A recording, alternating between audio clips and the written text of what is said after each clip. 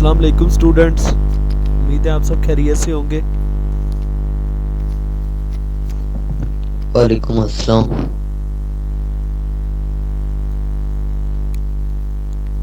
हम अपना आज का लेक्चर स्टार्ट करते हैं। लास्ट लेक्चर में हमने इंट्रोडक्शन देखा था, देन उसके बाद टूल्स वगैरह देखे थे एसईओ में। जो एसईओ में टूल्स वगैरह यूज़ होते हैं हमने उनको डिस्कस किया था। तो आज के लेक्चर में हम ऑन पेज का रेगुलरली आगाज़ करने लगे। तो ऑन पेज बेसिकली होता क्या है, ऑन पेज का थोड़ा सा ओवरव्यू मैंने इंट्रो में दिया था कि ऑन पेज क्या होता है, ऑफ पेज क्या होता है, टेक्निकल एसईओ क्या होता है। बेसिकली ऑन पेज जो है, ऑन पेज एसईओ की टाइप्स हैं। ठीक है, एसईओ की 3 टाइप्स होती है, ऑन पेज, ऑफ पेज और टेक्निकल एसईओ। तो ऑन पेज को आज हम स्टार्ट करेंगे। तो फर्स्ट क्वेश्चन इसमें ये आता है कि बहुत लोग ये सोचते हैं कि ऑन पेज और टेक्निकल एसईओ एक ही चीज़ है। अब बहुत सी वीडियो भी देखते होंगे यूट्यूब पे या कहीं भी आप सर्च करें तो कुछ जगहों पे आपको ऐसा देखने और सुनने को मिलता होगा कि जो ऑन पेज है वो एसईओ टेक्निकल एसईओ की खुली है। तो बेसिकली ऐसा नहीं है। ऑन पेज में ये चीज़ होती है, इनमें जो बेसिक डिफरेंस है ना वो यही है कि ऑन पेज में आप अपनी साइट को हैंडल कर रहे होते हैं। साइट में मीन्स कि जो हमारी साइट पे डाटा होता है, आप उससे अपनी साइट से बाहर जाके उसको हैंडल नहीं कर सकते।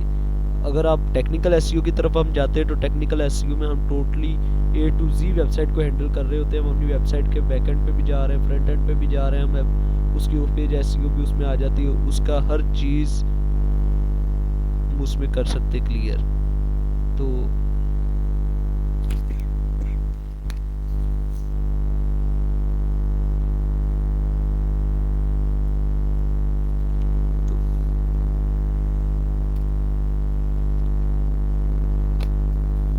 तो इसमें बेसिकली ऑफ पेज में, ऑन पेज में ये चीज़ होती है कि हम अपनी ओन साइट पे रहते हुए हम सब कुछ करते हैं, जबकि जो टेक्निकल एसईओ में उसमें हमने अपनी पूरी वेबसाइट को क्लियर करते हैं। पूरी वेबसाइट की जो स्पीड है उसको मोनेटाइज करते हैं, उसमें प्लगइन्स वगैरह इंस्टॉल करके उसकी जो लोडिंग है वो अच्छी करते हैं। देन उस पर इमेजेस को ऑप्टिमाइज करते हैं, ये सारी चीज़ें। देन उसके बाद आ जाता है ऑन पेज एसईओ में। उसके बाद आ जाता है ऑन पेज एसईओ में क्या हो रहा है। भाई इमरान, आवाज़ का इशू आ रहा है कि नहीं? नहीं, आवाज बिल्कुल ठीक है। जी ठीक है। उसके बाद आ जाता है on page SEO. On page SEO को हम स्टार्ट गुलफाम भाई, आप स्क्रीन शो करें अपनी। जी नहीं, अभी तक तो नहीं। चले, ठीक हो गया। मैं कर देता हूँ। कंटिन्यू करें आप।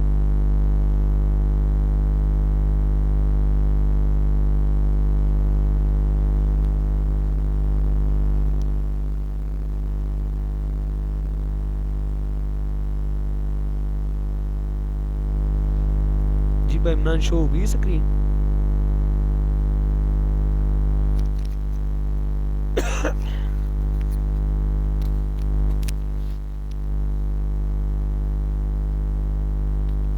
हाँ जी गुलफाम भाई, हो रही है शो। जी उसके बाद आ जाता है हमारा ऑन पेज। ऑन पेज को हम स्टार्ट करते हैं तो ऑन पेज में हम क्या क्या चीज़ें डिस्कस करेंगे।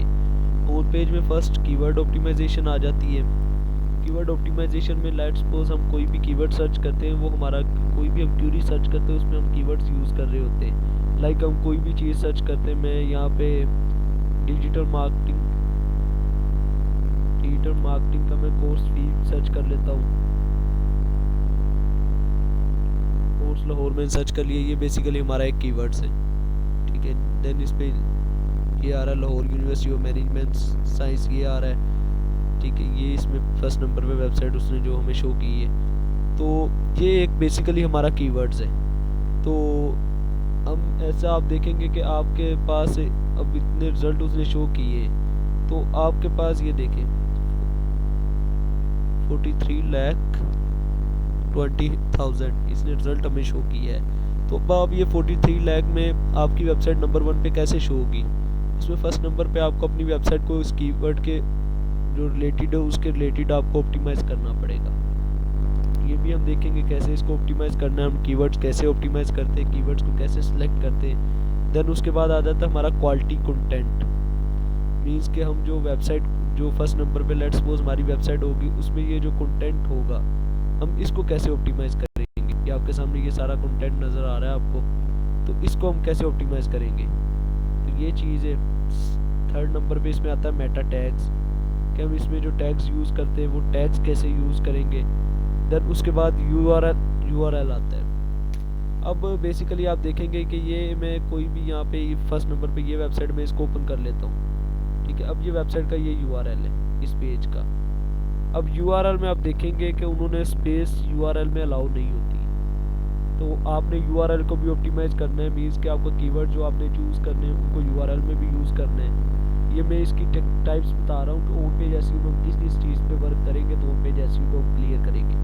तो ये हम बाकी वन बाय वन करके को प्रैक्टिकली भी देखेंगे कि हम प्रैक्टिकल करके प्रैक्टिकल इनको कैसे इनको इन पर काम करेंगे। प्रैक्टिकली करके भी हम देखेंगे सारा कुछ। तो आप देखेंगे कि मैं ये अभी छोटा छोटा ओवरव्यू दे रहा हूँ आपको। तो आप देखेंगे ये इसमें यूआरएल में हम हाइफन यूज़ कर रहे हैं, हम डॉट यूज़ कर रहे हैं वो, ठीक है। तो इसमें यूआरएल में स्पेस अलाउड नहीं होती, स्पेस की जगह पे हम हाइफन को यूज़ करते हैं। तो उसके बाद हमारा आता है इंटरनल लिंक्स आ जाता है, इमेजेस आ जाती है। अब इंटरनल लिंक क्या होता है। लिंक्स होते हैं दो टाइप के, इंटरनल और एक्सटर्नल। अब इंटरनल लिंक में ये होता है कि लेट्स सपोज मेरा एक पेज ये वाला है, ठीक है। देन सेकंड पेज मेरा अबाउट अस से, या ये सारे पेजेस है मेरे। अब मैंने एक पेज पे जाके मैंने इसमें तो मैं भी नहीं लगा हुआ, मैं देखें मैं यहाँ पे किसी पे मैं क्लिक कर देता हूँ। अब क्या इसमें लिंक लगा हुआ है, ये किसी और पेज पे हमें लेके क्या चला है। तो यही चीज़ है कि इंटरनल लिंक्स ये होता है कि हम एक वेबसाइट पे यहाँ पे मीन्स में वर्क पे कोई लिंक लगा देता हूँ, और जिन लिंक जो लगाता हूँ वर्क के कीवर्ड पे, वो लिंक मैंने अपनी वेबसाइट के किसी दूसरे पेज का लगाना है। दूसरे पेज का लगाया मीन्स कि वो जो यूज़र है जो आया हुआ है हमारी वेबसाइट पे विजिटर, वो हमारी वेबसाइट पे स्क्रॉल करता रहे। वर्क पे क्लिक करेगा तो वो दूसरे पेज पे चला जाएगा। अब इस पेज पे देन वो अबाउट अस के पेज पे चला जाता है, ठीक है। वो इंटरनल लिंक्स मीन्स कि अपनी वेबसाइट पे उसको घुमाते रहना है। अब अपनी वेबसाइट का ये नहीं है कि हमने अनरेलिवेंट है ना वो लिंक लगा देने, नहीं। हमने रेलिवेंट लिंक लगाने के यूज़र जो जिस पेज पे जिस कीवर्ड पे हम लिंक लगाएंगे उसी के रिलेटेड हमारा नेक्स्ट पेज हो, ये इसमें आता है। अब उसके बाद हमारा जो ऑन पेज में है वो रिच स्निपेट का भी एक इसमें बहुत बड़ा कॉन्सेप्ट है। अब रिच स्निपेट क्या होता है। रिच स्निपेट में लेट्स सपोज मैं यहाँ पे बैक जाता हूँ, मैंने यहाँ पे सर्च किया है। अब ये देखें, ये अब जिसका शो कर रहा है टेक लर्न एसईओ कोर्स, ये उसने अपना सारा दिया है। ये उसने वेबसाइट नहीं शो की, ये गूगल ने उसकी लोकेशन और ईटीसी वगैरह मीन्स के आप कुछ चीज़ें ऐसी सर्च करते हैं उनके ना इधर साइड बार पे उनकी totally A to Z detail आ जाती है किसी भी एक बंदे की। अब वो जो साइड पे ये चीज़ होती है वो होती है रिच स्निपेट, मीन्स के वो उन्होंने अपनी वेबसाइट से हट के जो दिया हुआ है ना गूगल को अपना बायोडाटा जो दिया हुआ है, अपना जो उन्होंने इन्फो दी हुई है, वो रिच स्निपेट कहलाती है। उससे बहुत ज़्यादा फ़र्क पड़ जाता है। मीन्स के एक बंदा आपकी वेबसाइट पे नहीं जा रहा, वो रिच स्निपेट से देख के आपको वो पहचान लेता है कि रिच स्निपेट कैसे, रिच स्निपेट की हेल्प से वो आपको अंडरस्टैंड कर सकते हैं। देन उसके बाद हेडर टैग्स आ जाते हैं, देन डिस्क्रिप्शन आ जाती है, वीडियो मार्केटिंग है, प्रोफाइल क्रिएशन है वो पेज में।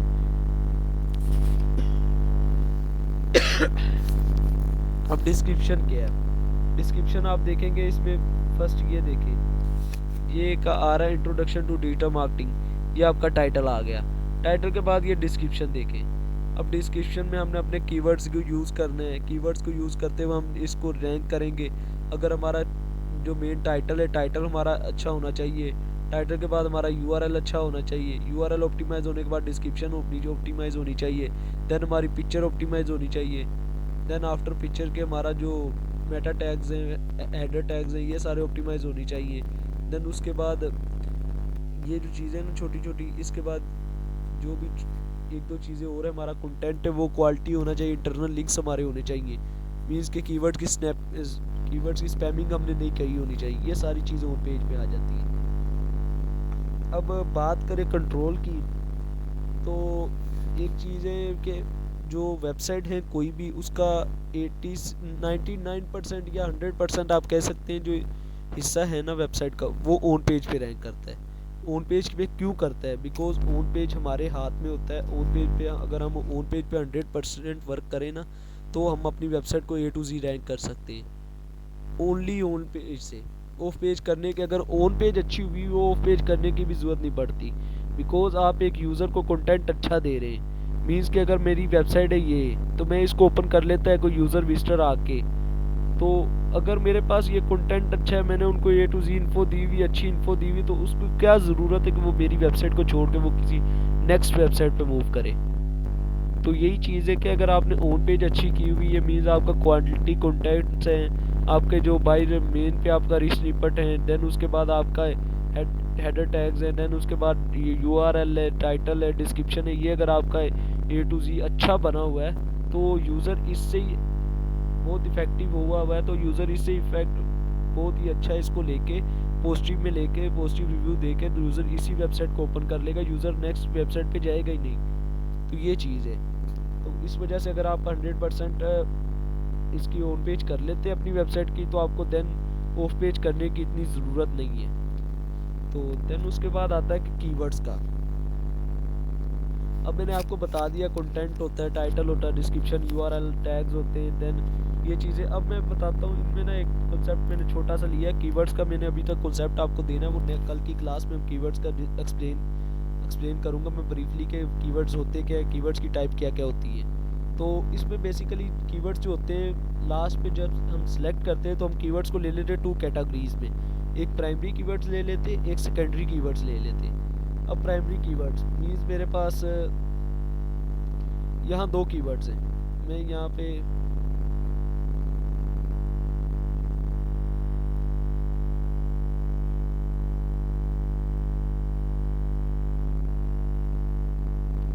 डिजिटल मार्केटिंग एक मेरे पास प्राइमरी कीवर्ड है, देन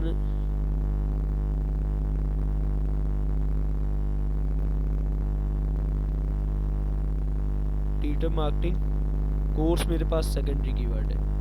तो हमारे पास लास्ट में हमने 5 कीवर्ड चूज़ किए, तो 5 में से हमें कोई 1-2 प्राइमरी करने पड़ते हैं, तो कोई 3 जो बाकी 3 बचते हैं वो हमें सेकेंडरी करके हम इनको प्राइमरी सेकेंडरी में इनको यूज़ करते हैं।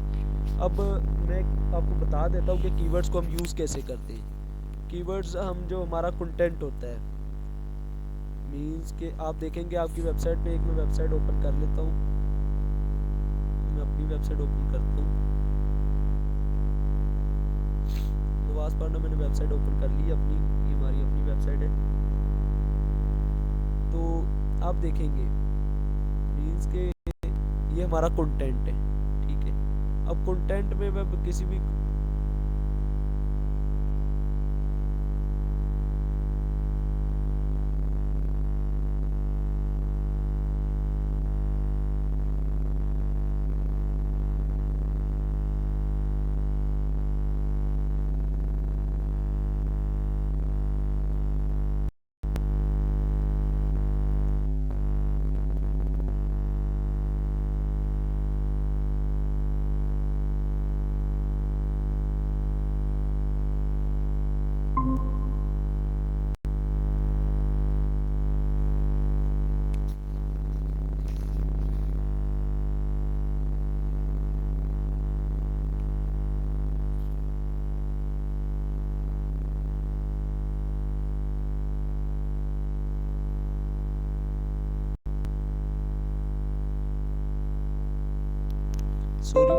सॉरी वो एक छोटी सी मिस्टेक हो गई थी। तो उसके बाद आ जाता है मैंने अपनी वेबसाइट एक ओपन कर ली। अब वेबसाइट मैंने ओपन किया आपके सामने nawazpanda.com के नाम से। तो आप देखेंगे कि इसमें फर्स्ट आ जाता है प्रोफाइल क्रिएशन वेबसाइट्स। तो ये आपको वेबसाइट मिल जाएगी प्रोफाइल क्रिएशन की, ठीक है। देन एक हमारे पास ब्लॉग लिखा हुआ है 4 tips that will help you come up with great private parties leads Houston. तो ये पार्टीज़ के रिलेटेड है, 4 टिप्स उन्होंने दी हुई है। तो हम इसको ओपन करते हैं, मैं इसको ओपन करके दिखाता हूँ आपको। मैंने इसको ब्लॉग को ओपन कर दिया है। अब आप देखेंगे मैं इस पे लिंक पे क्लिक करता हूँ। ये देखें, ये एक्सटर्नल लिंक लगा हुआ है, ये किसी और की वेबसाइट पे ले गया है। ये अब ऑफ पेज में गैस प्रोसीडिंग है। ये जो लिंक मैंने ओपन किया है, ये देखें मैं किसी और की वेबसाइट पे चला गया, अब उस वेबसाइट को तो ट्रैफिक मिल गई। तो यही चीज़ है। उसके बाद आप देखते जाएं, ये लिखा हुआ है, आप देखें इसमें इतना वेल मैनेज हमने नहीं लिखा हुआ इसको, बहुत ही एक सिंपल सा हमने लिखा हुआ है इसको। तो इसके बाद आप देखेंगे कि इसमें जो कीवर्ड्स हमने यूज़ करने जो हमारे कंटेंट में आता है, आप ये चीज़ अपनी अपनी नोट करते जाएं। मैं ये बहुत ही इम्पोर्टेंट टॉपिक है आप सबके लिए कि जो आपका आता है फर्स्ट कंटेंट में जो कीवर्ड्स यूज़ होते हैं वो सेकेंडरी कीवर्ड्स यूज़ होते हैं, उनमें प्राइमरी कीवर्ड्स नहीं यूज़ किए जाते। अब आपका इतना कंटेंट है, प्राइमरी कीवर्ड्स वहाँ पे यूज़ किए जाते हैं जहाँ पे सिर्फ एक ही कीवर्ड्स यूज़ होगा, वो प्राइमरी एज इट इज़ होगा। सेकेंडरी कीवर्ड्स आप यूज़ करेंगे अपने कंटेंट में, मीन्स कि आपका ये जो कंटेंट लिखा हुआ ब्लॉग लिखे हुए इनमें आप सेकेंडरी कीवर्ड्स यूज़ करेंगे। देन उसके बाद हमारा सेकंड चीज़ जो मैं बताने लगा हूँ वो आता है टाइटल। पेज का आप टाइटल में, यहाँ पे मैंने आपको बताया था डिजिटल मार्केटिंग में लिख देता हूँ। पहले देखें यहाँ पे कोई और वेबसाइट आ रही थी, अब देखें लॉजिक मैन आ रही है। तो एक सेकंड में देख लें चेंज होगी। यही रैंकिंग है, गूगल के एल्गोरिथम वो इतने फास्ट है कि वो सेकंड बाय सेकंड के हिसाब से चेंज करते रहते हैं। तो यहाँ पे देखें ये जो फर्स्ट टाइटल है, टाइटल में अब आपने जो कीवर्ड्स यूज़ करना है वो आपका कीवर्ड्स यूज़ होगा प्राइमरी। आप देखेंगे मैंने टाइटल लिखा था डिजिटल मार्केटिंग कोर्स, मैं ओनली कोर्स लिख देता हूँ। तो कोर्स में देखें यूडेमी का फर्स्ट आ रहा है। अब कंप्लीट डिजिटल मार्केटिंग कोर्स, अब देखें मेरा कीवर्ड्स और यहाँ पे देखें इसमें कीवर्ड्स यूज़ हो रहा है, मींस के जो हमारे टाइटल में कीवर्ड्स यूज़ होगा वो होगा प्राइमरी कीवर्ड्स। जो हमने कीवर्ड्स यूज़ किए होंगे, लेट्स सपोज मैंने 5 कीवर्ड्स है, 5 में से मैंने ये 2 जो चूज़ किए ये मेरे प्राइमरी कीवर्ड हैं। इन प्राइमरी कीवर्ड्स में से दोनों में से मैं कोई भी एक या दोनों भी मैं चूज़ कर सकता हूँ, मींस कि मैं इन दोनों को भी यहाँ पे यूज़ कर सकता हूँ टाइटल में, और मैं एक को भी यूज़ करके टाइटल में लिख सकता हूँ। तो ये चीज़ है। फर्स्ट कंटेंट था जिसमें मैंने आपको कहा कि सेकेंडरी कीवर्ड्स यूज़ करना है। देन उसके बाद पेज टाइटल है, टाइटल को आपने प्राइमरी कीवर्ड्स देना है। देन उसके बाद आ जाता है आपका डिस्क्रिप्शन, टाइटल के बाद डिस्क्रिप्शन है, डिस्क्रिप्शन में भी आपने प्राइमरी कीवर्ड्स अपना यूज़ करना है। मीन्स कि मेरे पास ये 2 प्राइमरी कीवर्ड्स है, मैं इन दोनों में से कोई भी एक या दोनों को यूज़ कर सकता हूँ अपने डिस्क्रिप्शन में। आप देख सकते हैं कि यूडेमी ने जो टाइटल में भी लिखा हुआ है वो भी उनका प्राइमरी कीवर्ड्स है। देन उसके बाद उन्होंने एक प्राइमरी कीवर्ड्स अपना डिस्क्रिप्शन में भी लिखा हुआ है। अब उसके बाद जो तीसरी चीज़ आती है वो आती है यूआरएल।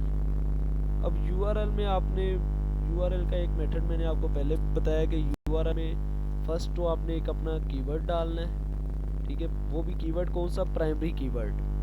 अब प्राइमरी कीवर्ड्स के बाद आपने साथ जो यूज़ करने हैं वो स्पेसिस की जगह आपने हाइफन यूज़ करना है। कि मैंने आपको बताया, मैंने पहले भी बताया था, अभी मैं बता रहा हूँ, देखे यहाँ पे उन्होंने हाइफन्स यूज़ किए हुए, ठीक है।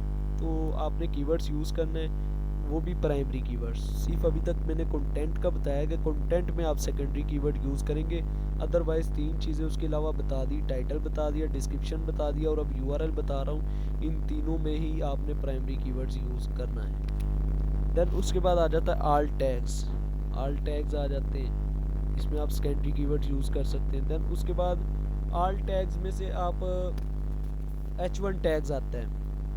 H1 टैग्स क्या होता है, बेसिकली H1 जो टैग्स होता है वो हेडर की जगह पे यूज़ किया जाता है।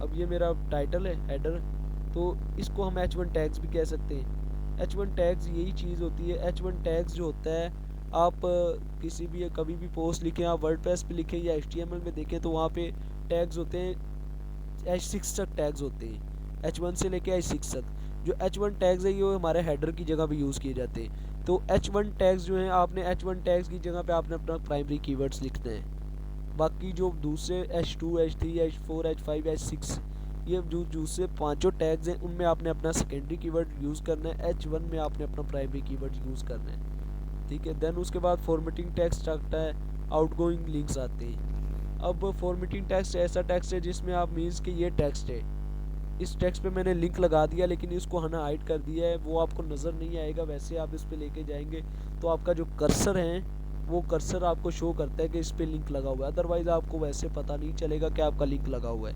वो फॉर्मेटेड टेक्स्ट कहलाता है। उसके बाद देन आउटगोइंग लिंक्स मीन्स कि जो दूसरी वेबसाइट पे लिंक्स जाते हैं, जो दूसरी वेबसाइट के लिंक लगे हुए हैं उन पे आप अपना प्राइमरी कीवर्ड्स पे लिंक लगा सकते हैं। तो ये चीज़ें थी। अब इनमें लिंक आते हैं डायरेक्ट और इनडायरेक्ट। अब टाइटल है, डिस्क्रिप्शन है, और उसके बाद आपका जो H1 टैग्स है, ये इनडायरेक्ट लिंक्स है। इनडायरेक्ट लिंक्स कैसे हैं? आप इन पे कोई भी लिंक लगाएंगे वो आपका इनडायरेक्टली कहलाएगा, मीन्स कि वो डायरेक्ट कन्वर्सेशन नहीं करता। तो ये थी हमारी आज की क्लास, जिसमें हमने अपने कीवर्ड्स को एक्सप्लेन किया, हमने ऑन पेज को देखा। अब ऑन पेज बेसिकली मैंने आपको बता दिया है कि ऑन पेज हमारी जो वेबसाइट होती है उन पे 99 से 100% ही जो किरदार है वो ऑन पेज का है। अगर आपने अपनी ऑन पेज अच्छी की हुई है, आपने on page A to Z की हुई है, तो आपको किसी चीज़ की अगेंस्ट ज़रूरत नहीं है। आप अपनी ऑन पेज को ये अच्छी करके अपनी वेबसाइट को रैंक करवा सकते हैं। अब ऑन पेज का मैं आपको यहाँ पे ब्रीफली एक्सप्लेन करता हूँ कि ऑन पेज होती क्या है। अब ये मेरी वेबसाइट है, मैं अपनी वेबसाइट का मुझे डैशबोर्ड नज़र आ रहा है। ये जो मेरा पूरा डैशबोर्ड नज़र आ रहा है मुझे मेरी वेबसाइट का, ये ऑन पेज के मीन्स मैं अपनी वेबसाइट में कहीं पे भी जाता हूँ, मैं एनिमल के सेक्शन पे चला जाऊँ, स्पोर्ट्स एंड गेम पे चला जाऊँ, होम इम्प्रूवमेंट पे चला जाऊँ, हेल्थ फिटनेस फैशन टेक्नोलॉजी किसी पे भी चला जाऊँ, ये हमारे जो पहले बैच थे हमने उनके लिए एक वेबसाइट बनाई थी। इन पे जो टोटली ब्लॉग्स अपलोड है वो स्टूडेंट्स के ही हैं, स्टूडेंट इस पर प्रैक्टिस करते रहते थे। तो उस वजह से इतनी कोई अच्छी खासी वेबसाइट नहीं है, बस वैसे ही अप्रूव की तो एडसेंस पे अप्रूव होगी ये भी। तो इसमें ये है कि आप किसी भी सेक्शन में मैं जाता हूँ, मैं इंटरटेनमेंट में चला जाता हूँ, मीन्स कि मैं अपनी वेबसाइट के ऊपर ऊपर ही घूम रहा हूँ, मैं अपनी वेबसाइट से बाहर नहीं गया। वेबसाइट के बाहर ये क्यों नहीं गया? बिकॉज मेरी वेबसाइट का यूआरएल देखे मेरी वेबसाइट के अंदर ही है, कैटेगरी इंटरटेनमेंट में आ गया मैं। तो ये चीज़ है, मीन्स कि मैं अपनी वेबसाइट के अंदर अंदर ही घूम रहा हूँ, अपनी वेबसाइट से बाहर नहीं गया। मेरी वेबसाइट के अंदर अंदर मैं कोई भी काम कर रहा हूँ वो मेरा होम पेज में आएगा। अगर मैं बाहर जाता हूँ वो मेरा ऑफ पेज में चला जाएगा, मीन्स कि मैं अपनी वेबसाइट को दूसरी वेबसाइट से लिंक कर रहा हूँ, वो ऑफ पेज में चला जाता है, मैं मार्केटिंग कर रहा हूँ। तो ये थी हमारी आज की क्लास। अगर इसमें किसी को कोई इशू है तो वो मुझे डिस्कस कर ले।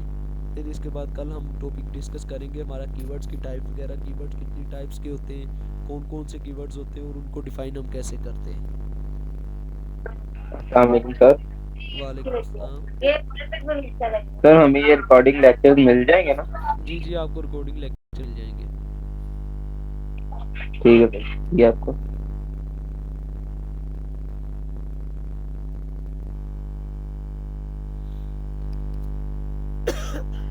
किसी को कोई इशू है या कोई क्वेश्चन है किसी का, वो अपना बता सकता है।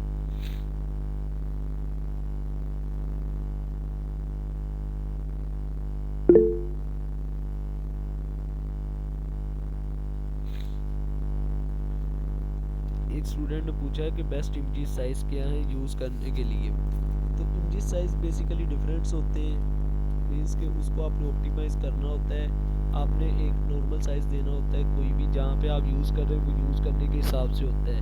मीन्स कि अगर आप एक फुल बैनर के लिए यूज़ कर रहे हैं तो वहाँ पे फुल विड्थ को यूज़ करके आप कोशिश करें कम से कम साइज़ रखें, उसकी एसईओ कर ले थोड़ी बहुत, उसको ऑप्टिमाइज़ कर लें। उसके लिए चीज़ के लिए एक प्लगइन यूज़ होता है, वो भी मैं आपको बता दूँगा।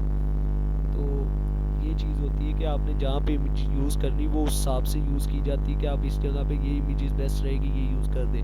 अब ये नहीं कि आपको एक जगह पे मीन्स कि आपको 45 की पिक्चर यूज़ करनी है, आप 45 की जगह पे आप 70 कर दें, तो ये वो चीज़ें ओवर साइज़ हो जाता है। जब पिक्चर ओवर साइज़ होती है देन हमारी जो वेबसाइट है वो लोडिंग में चली जाती है, तो हमारी वो यूज़र फ्रेंडली कम हो जाती है। तो ये चीज़ है। तो जैसे ही हम इस टॉपिक पे जाएंगे इमेज ऑप्टिमाइजेशन पे, देन मैं आपको बताऊंगा कि इमेज को हम ऑप्टिमाइज कैसे करते हैं और किस साइज में रखना चाहिए।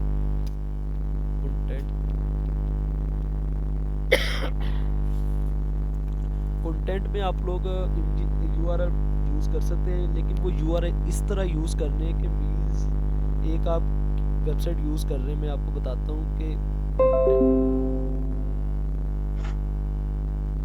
कंटेंट है, लेट्स सपोज यही कंटेंट है।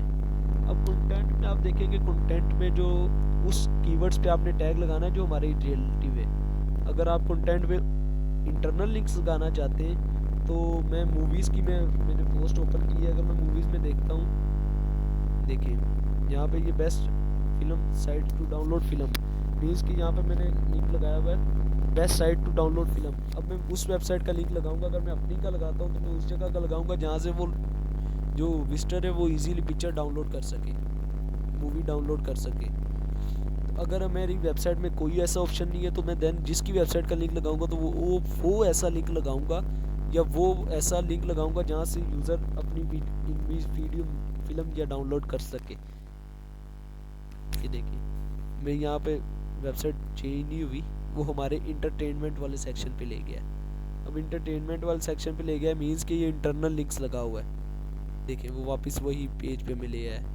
तो ये चीज़ है, ये क्या है, यूज़र इधर आएगा, यूज़र इधर से घूमेगा इधर, तो वो यूज़र घूमता रहेगा। हमारी जो पेज की वेबसाइट की स्पीड है वो इंक्रीज़ होगी। मीन्स कि यूज़र हमारी वेबसाइट पर बहुत देर स्टे किया यूज़र ने, तो इसको पॉजिटिव में लेगा। तो लेकिन ये एक चीज़ से नेगेटिव भी है। नेगेटिव ये है कि हमने एक लिंक जो लगाया हुआ है वो हमने रेलिवेंट नहीं लगाया हुआ।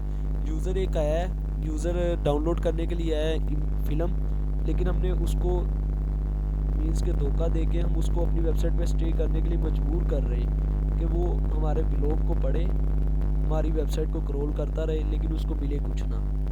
अगर एक बंदा आया तो आप कोशिश करें कि उसको ऐसा कंटेंट दें या ऐसी उसको इन्फॉर्मेशन दे कि वो आपकी वेबसाइट से कुछ ना कुछ लेके जाए।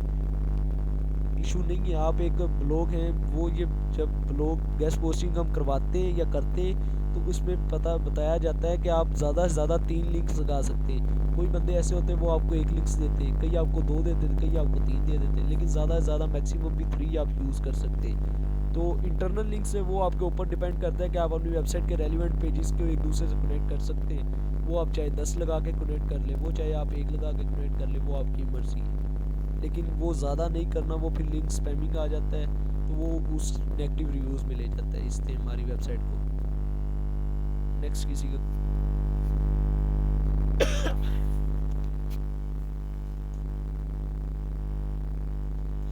नेक्स्ट आता है टाइटल की लेंथ मैक्सिमम क्या होनी चाहिए। टाइटल की लेंथ, इसके लिए मैंने आपको एक वेबसाइट बनाई थी ब्रो एसईओ आई थिंक है जी, आप ब्रो एसईओ से भी कर सकते हैं। काउंटिंग करैक्टर एक वेबसाइट मैंने आपको बताई थी, काउंटिंग करैक्टर, उसमें आप जाएंगे तो वो आपको बता देता है कि आपकी वेबसाइट पे जो आप लिख रहे हैं, आप अपना यूआरएल या जो भी चीज़ टाइप कर रहे हैं वो आपका कैसा लगेगा।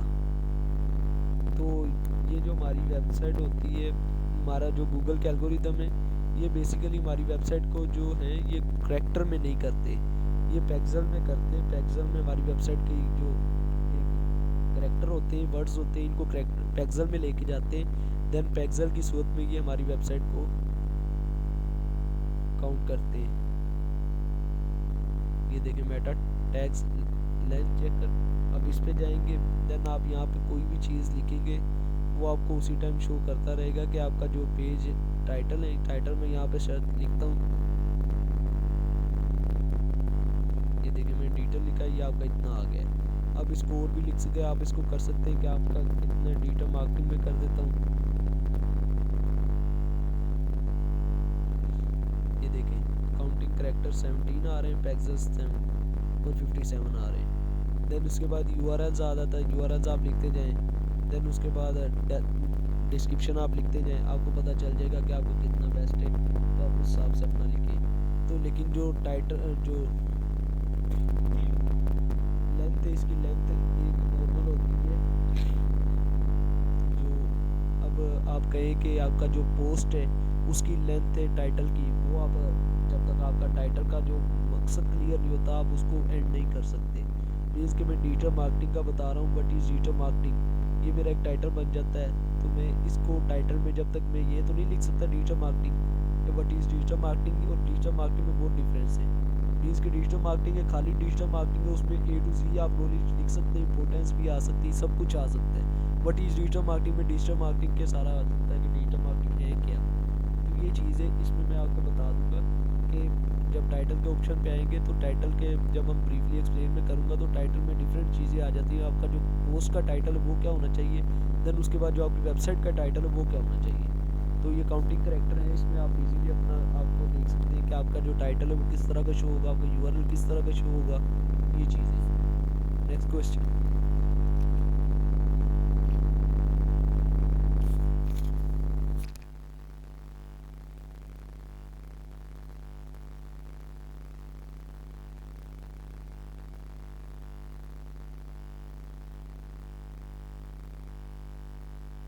अस्सलाम वालेकुम सर। वालेकुम सलाम। सर सेकेंडरी वर्ड और प्राइमरी वर्ड ये एक दफा दोबारा एक्सप्लेन कर देंगे?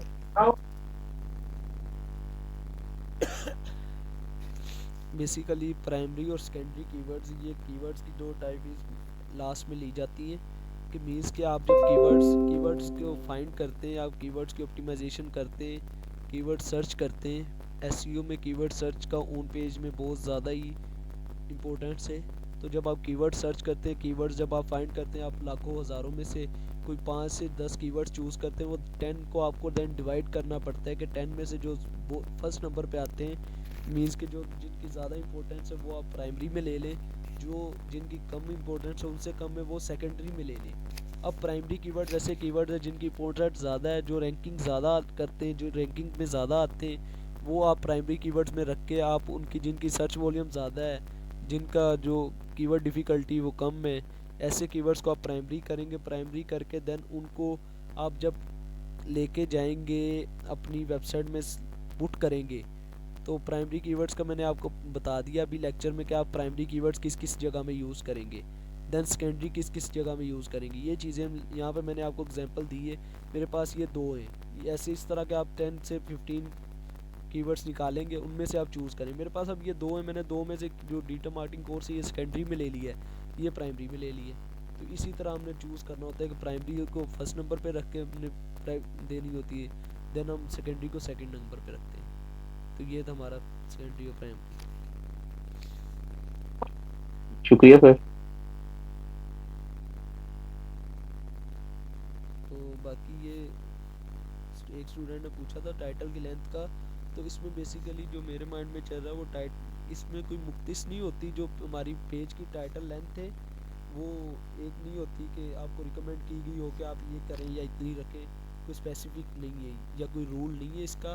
तो इसमें आई थिंक जो होता है ना, वो जो रिकमेंड की गई है वो होती है 60 करैक्टर की, कि आप 60 करैक्टर तक अपना टाइटल इजीली यूज़ कर सकते हैं।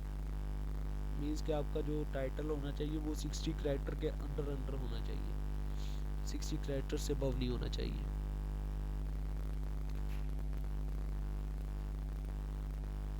किसी और का कोई क्वेश्चन? सर हम जी सर, जब हम कोई लिंक किसी वेबसाइट पे पेस्ट करते हैं, मतलब अपनी वेबसाइट को किसी या वेबसाइट या कोई चीज़ रैंक करवाने के लिए, तो हमें जो दूसरी वेबसाइट है जिनकी, वो हमें कैसे इजाज़त देते हैं भी आप हमारी वेबसाइट पे अपने लिंक पेस्ट करें और रैंक करवाएं? इसमें ये बेसिकली ऑफ पेज में चला जाता है कि आप दूसरों की वेबसाइट पे जाके कैसे अपने लिंक पेस्ट करेंगे। मैं आपको आइडिया दे देता हूँ, लेकिन ये मेन जो है ये ऑफ पेज में आता है गेस्ट पोस्टिंग में। ऑफ पेज में टोटली हम इसी तरह का काम करते हैं कि अपनी वेबसाइट का लिंक दूसरों की वेबसाइट्स पे थ्रो करते हैं। अब ये हम कैसे करते हैं, आप देखें। अब ये एक बंदा है, ठीक है, मैंने फर्स्ट जो आपको दिखाया था वो था, उसमें जो लिंक लगा हुआ था वो किसी और की वेबसाइट का लगा हुआ था, मीन्स वो हमारी वेबसाइट का नहीं था। तो यही मीन्स कि वो हमारी वेबसाइट का नहीं था। अब किसी और की वेबसाइट का हम लिंक कैसे लगाते हैं। मैं एक बंदा है, वो उसने मेरी जीमेल पे रब्ता किया है, ठीक है, उसने मुझे कहा है कि मैं आपको एक ब्लॉग आर्टिकल देता हूँ आपकी वेबसाइट के लिए, एक इफ़ेक्टिव आर्टिकल होगा, आप उसको अपनी वेबसाइट पे पुट करें, ठीक है, और मुझे 2 या 1 या 2 backlinks they they. Do follow का मतलब होता है कि जो यूज़र को लाइव शो करे, मीन्स कि मैं क्लिक करता हूँ तो मैं यूज़र की वेबसाइट पे चला जाऊँ।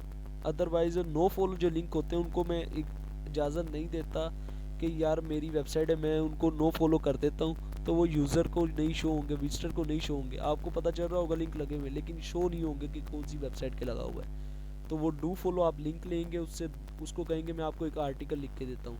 अब वो आपको बताएगा कि आपका आर्टिकल जो है वो 100% प्लेजराइज्ड कंटेंट नहीं होना चाहिए, आपका जो कंटेंट है वो यूनिक कंटेंट होना चाहिए, प्लेजराइज्ड नहीं होना चाहिए। देन उसमें जो डुप्लीकेट कंटेंट भी नहीं होना चाहिए। ए टू जी आप उसको साथ रिपोर्ट देंगे अपनी कि मेरा कंटेंट जो है मैंने इन टूल्स से चेक किया हुआ है, यूनिक 100% यूनिकली है। देन आप अपनी मर्ज़ी के 3 कीवर्ड्स पे लिंक लगाएंगे, जिन कीवर्ड्स को आप रैंक करना चाहेंगे या जितने वो लिंक देता है आप एक देगा एक पे लगा दें। ठीक है, आपने उसको जो जितने वो वर्ड्स कहेगा उतने वर्ड्स का आपने लिख के देना है उसको एक ब्लॉग। देन उस ब्लॉग को आप वो अपनी वेबसाइट पे पुश करेगा, अपनी वेबसाइट पे लगाएगा। जैसे ही वो अपनी वेबसाइट पे लगाएगा आपको एक लिंक मिल जाएगा अपनी वेबसाइट के लिए। तो जो लोग उसकी वेबसाइट पे जाके उसका आपका ब्लॉग पढ़ेंगे वो आपके ब्लॉग पे लिंक पे क्लिक करके आपकी वेबसाइट पे आ जाएंगे। ये इस तरह होता है गेस्ट पोस्टिंग में। शुक्रिया सर जी। किसी और का कोई क्वेश्चन है? अस्सलाम वालेकुम। वालेकुम सलाम। अगर यार हम प्राइमरी और सेकेंडरी कीवर्ड किस टूल से निकालेंगे इनको?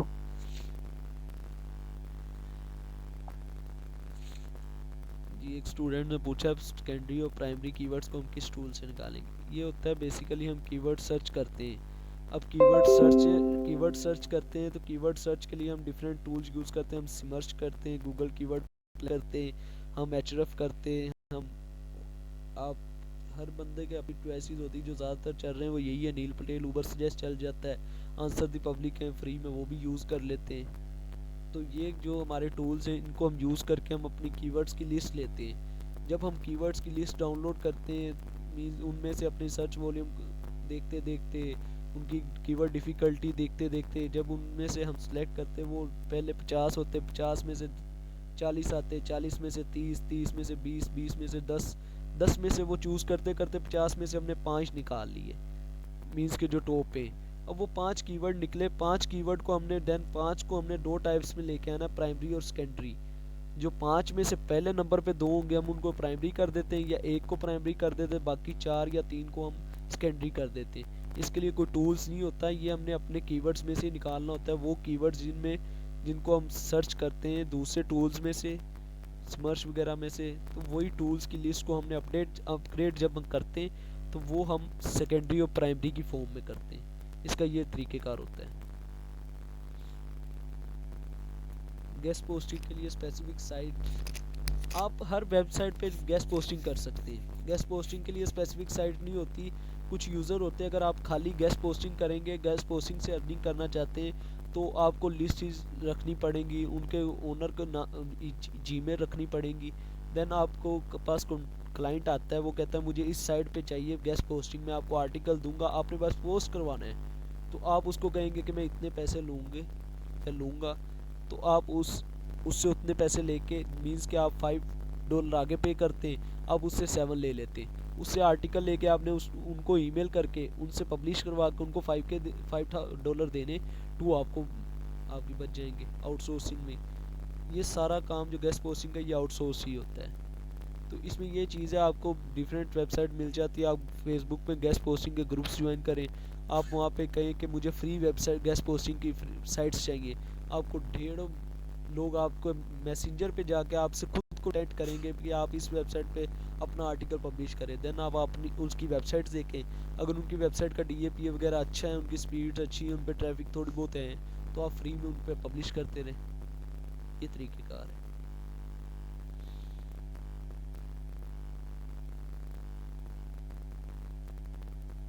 किसी और का कोई क्वेश्चन?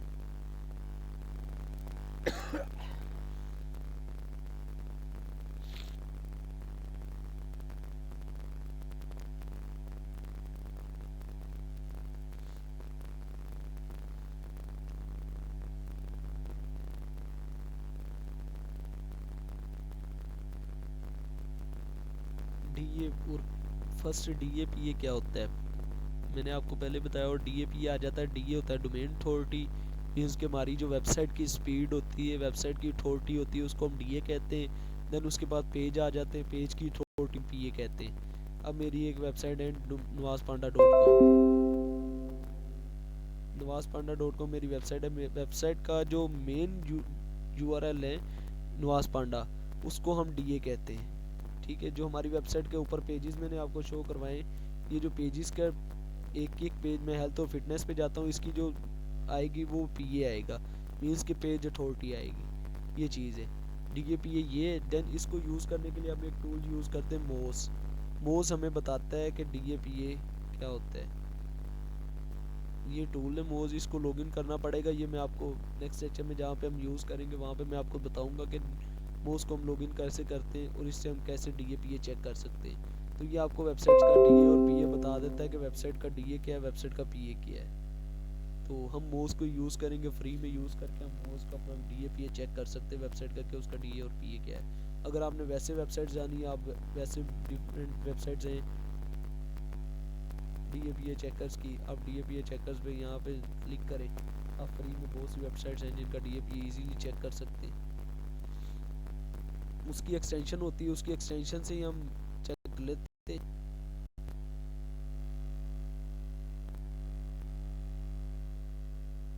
एक्सटेंशन का ये फ़ायदा होता है कि हमें ऐसे स्पेसिफिक जाके URL क्लिक नहीं करना पड़ता, हमें बस वैसे ही हम चेक कर लेते हैं, हमें DAPA उसका ऊपर ही लॉगिन कर देता है वो। यहाँ पे पहले आप कैप्चा फिल करें।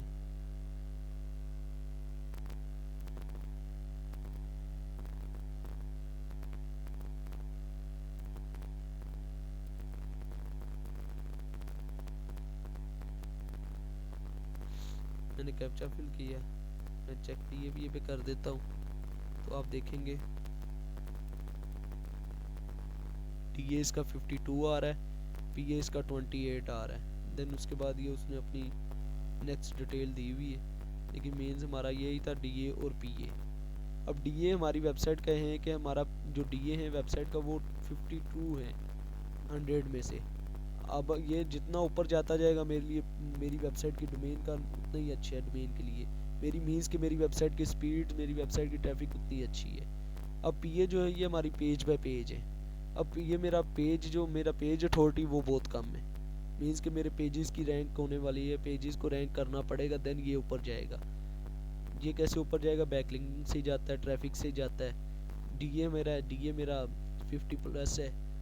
ये चीज़ें आपने देखनी है, आप अपनी वेबसाइट को चेक कर सकते हैं। जिस पे हैं ही 0 या 5 या 10, उस पर हम गेस्ट पोस्टिंग करके हम अपनी जो पोस्ट है वो ज़ाया कर रहे हैं, अपने बैकलिंक्स ज़ाया कर लें, मीन्स के लिंक स्पैमिंग कर रहे हैं, उस पर कोई फ़ायदा नहीं होगा हमें, हमारी वेबसाइट को कोई फ़ायदा नहीं। जिस पे पास खुद के पास कुछ नहीं, वो हमें क्या देगा।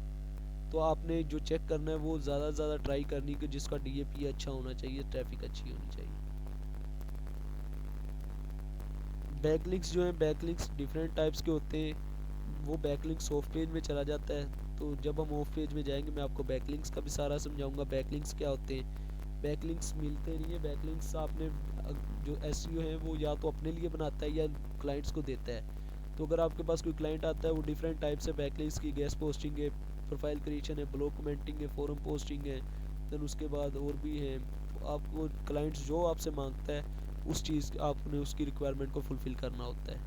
तो ये चीज़ है, बैकलिंक एक टाइप का नहीं होता, भी आप गेस्ट पोस्टिंग करके बैकलिंक कर सकते हैं। बैकलिंक्स डिफरेंट टाइप्स के होते हैं। किसी और का कोई क्वेश्चन है?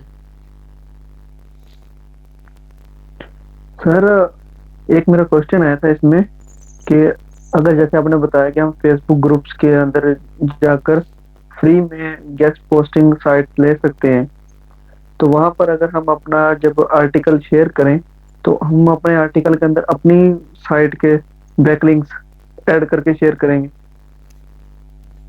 इसमें अब ये आता है कि अगर आप एक बंदे के लिए काम कर रहे हैं, मीन्स कि आपने किसी क्लाइंट का काम करना है, क्लाइंट की वेबसाइट हैंडल कर रहे हैं, तो आप ज़ाहिर बात है आप उस क्लाइंट की वेबसाइट का लिंक लगाएंगे। अगर आप अपनी वेबसाइट के लिए बैकलिंक क्रिएट कर रहे हैं तो आप अपनी वेबसाइट के लिंक लगाएंगे।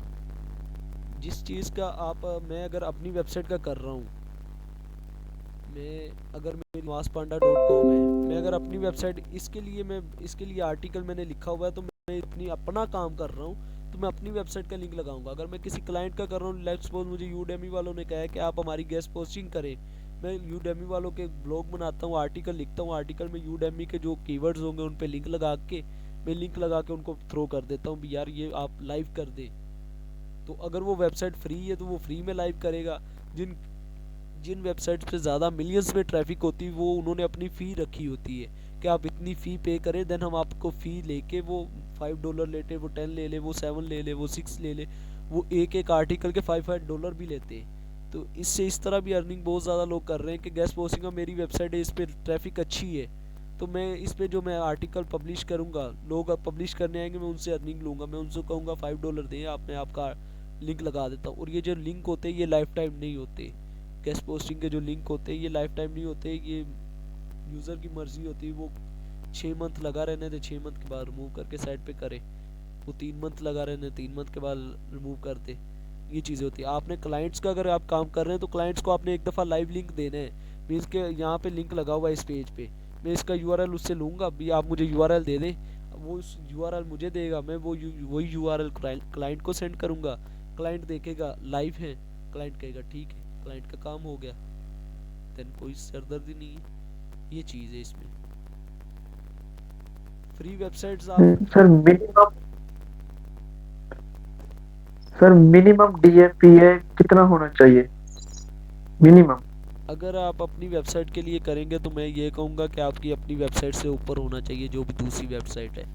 मीन्स कि अगर मेरी वेबसाइट है, मैं नवाज पांडा की करता हूँ, मैंने आपको चेक कराया कि DA इसका है वो 52 है और PA 28 है।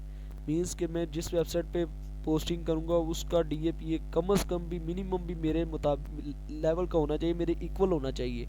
अदरवाइज़ मुझसे ऊपर हो, मुझसे कम ना हो। तो अगर आप क्लाइंट के लिए कर रहे हैं तो आप क्लाइंट से पूछ सकते हैं, क्लाइंट आपको रिक्वायरमेंट बता देता है कि जो जिस पे आपने पब्लिश करना है उसका DAPA इतना होना चाहिए। बहुत से क्लाइंट ऐसे आते हैं वो कहते हैं भी आप 30 से ऊपर वाली वेबसाइट पे बैकलिंक करते जाएं, तो आप DAPA 30 वाली ढूंढेंगे, 30 से अबव वाली ढूंढेंगे, आप करते जाएंगे। तो ये चीज़ है, वो बजट पे डिपेंड करता है।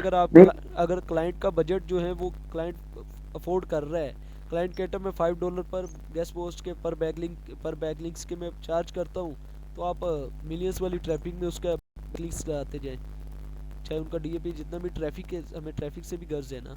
तो अगर क्लाइंट कहता है भी नहीं जी मैं आपको नहीं $5-6 पे कर सकता, मैं आपको $1 पे करूँगा, तो आप $1 में करें। तो $1 में फिर वही आता है कि क्लाइंट को हम कहेंगे कि आपका जो DAPA है वो 10 से 15 के दरमियान होगा, 20 से अबव हो सकता है, इससे नीचे नहीं मैं जाने दूंगा। इसमें ये चीज़ होती है।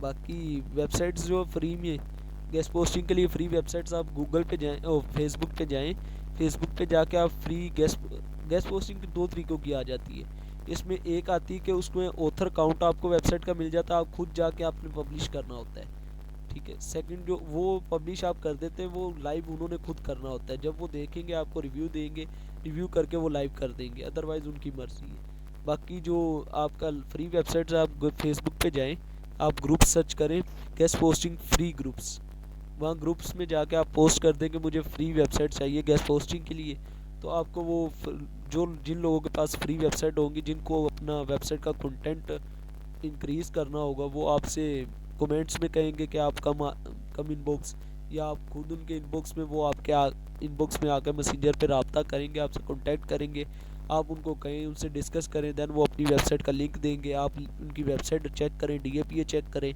अगर उनकी वेबसाइट अच्छी है आप उनको कहें कि हमारा आर्टिकल अपनी वेबसाइट में पब्लिश करके हमें लिंक दे दें। बस इतनी सी बात है। किसी और का कोई क्वेश्चन है?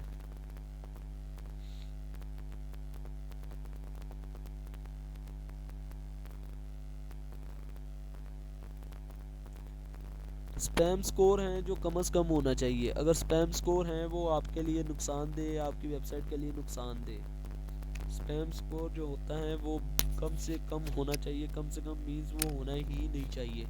कोई 3-4 हो वो खैर है, लेकिन इससे ज़्यादा नहीं। स्पैम स्कोर कम से कम भी होना चाहिए। और वो आपको जो मोज़ हैं वो मोज़ ही बता देगा कि वेबसाइट का स्पैम स्कोर क्या है, उसका DA और PA क्या है, ये तीनों चीज़ें मोज़ बता देता है आपको। Next question.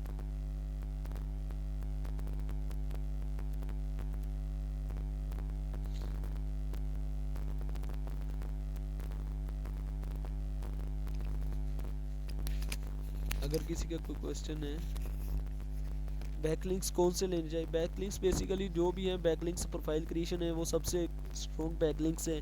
प्रोफाइल क्रिएशन के बाद गेस्ट पोस्टिंग है, ये भी स्ट्रॉन्ग है। प्रोफाइल बैकलिंक्स जो भी है इन सब का बेनिफिट्स होता है, लेकिन जो प्रोफाइल क्रिएशन और गेस्ट पोस्टिंग है ये सबसे स्ट्रॉन्ग बैकलिंक्स है। तो मैं रिकमेंड करूँगा कि आप यही करें, लेकिन इनमें ये भी है कि आपको अगर आप क्लाइंट के लिए कर रहे हैं तो आपको अच्छी खासी इनकम भी जनरेट हो सकती है। बाकी डू फॉलो और नो फॉलो का है। नो फॉलो जो यूज़र लाइव नहीं करता, जो जिन पे आप किसी भी वेबसाइट पे लगाते हैं, अगर वो लाइव कर दे तो वो आपका डू फॉलो, अगर वो लाइव नहीं करता तो नो फॉलो। लाइव लिंक जो होता है वो शो होता है कि आपका लिंक लगा हुआ है। जो नो फॉलो है वो आपका लाइव नहीं होता, वो आपको शो नहीं होगा यूज़र को कि आपकी वेबसाइट पे नहीं लेके जाएगा।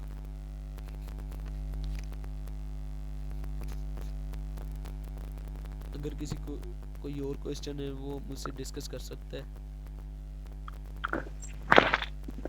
नहीं सर, अगर हमने कोई आर्टिकल दिया है मिसाल के तौर पे, अगर मेरी वेबसाइट है ठीक है अपनी, तो मैं अपनी न्यूली वेबसाइट लॉन्च की है, तो मैं उसका एक ब्लॉग जनरेट करता हूँ आर्टिकल। मैं जाता हूँ जाकर मतलब कि फेसबुक ग्रुप में चला गया, कहीं से फ्री गेस्टिंग साइट ले ली, तो उन पे जाकर मैं अपना पब्लिश करता हूँ आर्टिकल फ्री गेस्ट साइट पे, मतलब कि अपने बैकलिंक्स लगाकर। और अगर वो क्या डू फॉलो ना करें, मतलब कि मुझे डाइवर्ट ना करें, तो फिर उसका क्या करना चाहिए? इसमें ये चीज़ें होती है, ये पहले डिस्कस हो जाती है। आप उसको जब कहेंगे ना कि मैंने गेस्ट पोस्टिंग करनी है, तो आप उससे पूछेंगे कि मुझे कितने लिंक्स आप देंगे, वो आपको बता देगा कि मैं 1 या 2 डू फॉलो लिंक दूंगा। ठीक है, आप चाहे 8 लगा दें लिंक उसमें अपने पोस्टिंग में, वो 2 ही डू फॉलो करेगा, बाकी जो 6 के 6 हैं वो नो फॉलो में देगा। वो 2 डू फॉलो देता है। अगर वो ना भी दे, वो बेसिकली ऐसे कोई नहीं करता ना देने वाला, मैंने तो आज तक नहीं देखा। उनको अपनी वेबसाइट के लिए कंटेंट चाहिए होता है, वो आपके लिंक डू फॉलो कर देते हैं, तो वो कुछ दिनों के लिए या 1 मंथ के लिए आपको दे देंगे डू फॉलो, देन वो आपकी पोस्ट ही डिलीट कर देते हैं। ये चीज़ होती है इसमें।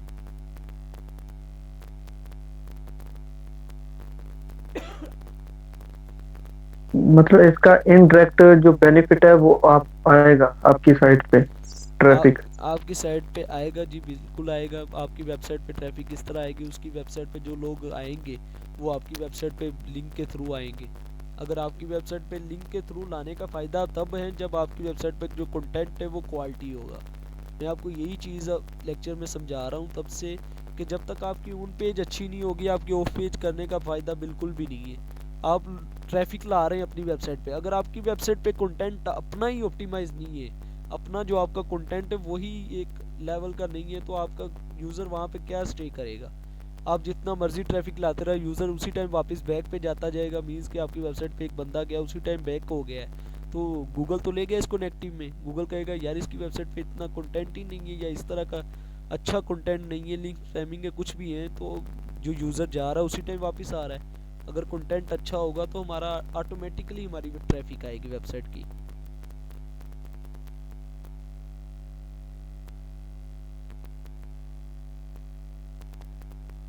क्वालिटी कंटेंट यही है कि आप उसकी जो यूनिकली होना चाहिए, प्लेजराइज नहीं होना चाहिए। देन उसके बाद उसमें जो कीवर्ड सर्च है वो अच्छी तरह उसमें कीवर्ड्स पुटिंग होने चाहिए। देन उसके बाद लिंक स्पैमिंग ना होनी चाहिए। ये जब चीज़ें हम उसको गूगल के मुताबिक ऑप्टिमाइज करेंगे तो क्वालिटी कंटेंट हो जाएगा।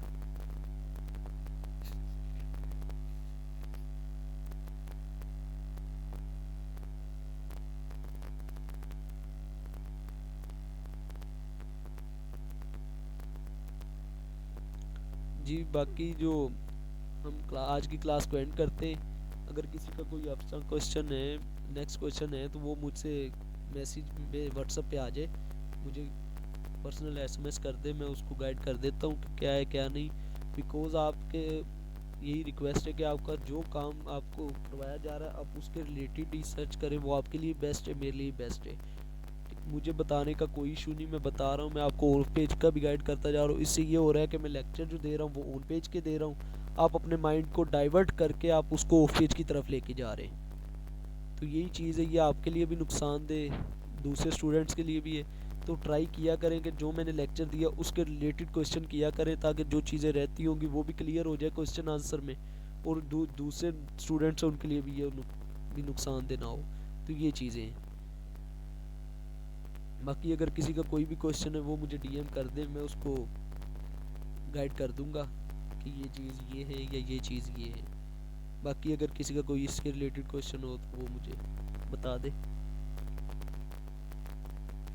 सर सिर्फ ऑन पेज के हवाले से मेरा ये कोई लास्ट क्वेश्चन है कि आपने एक आर्टिकल लिख लिया है, ठीक है, अच्छा आर्टिकल लिख लिया है, लेकिन आपने अब ये चेक करना है कि मेरा ये आर्टिकल इस काबिल है, या इसका स्कोर हम कैसे चेक करेंगे कि ये रैंकेबल है आर्टिकल मेरा।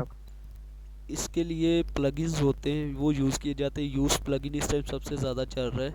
यूज़ प्लगइन जो आप जैसे ही डाउनलोड अपनी वेबसाइट पे इंस्टॉल करते हैं, उसको लाइव करते हैं, यूज़ प्लगइन आपको नीचे ही बताता जाता है। मीन्स कि आपका ऊपर ये कंटेंट चल रहा है, ठीक है, आप ऊपर टाइप कर रहे हैं, नीचे आपको बताता जा रहा है कि आपका जो वो ग्रीन कर देगा, या पहले रेड होता है, रेड में आपको पता चल जाएगा कि यार इसमें ये एरर हैं।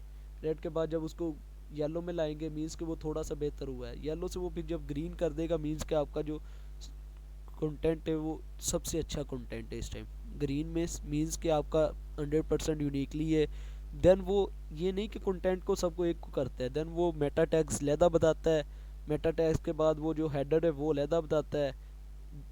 उसका हर चीज़ वो ए टू जी सेपरेटली करता है। मीन्स कि आपका जो टाइटल है, टाइटल भी इस टाइम 100% करेक्ट है, आपका जो कंटेंट है 100% करेक्ट है, देन उसके बाद टैग्स 100% करेक्ट है, हेडर फुटर ये सब चीज़ें वो ए टू जी बताता जाता है यूज़ प्लगइन।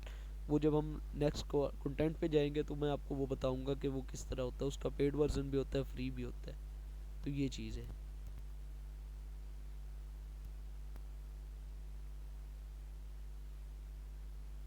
जी किसी और का कोई क्वेश्चन?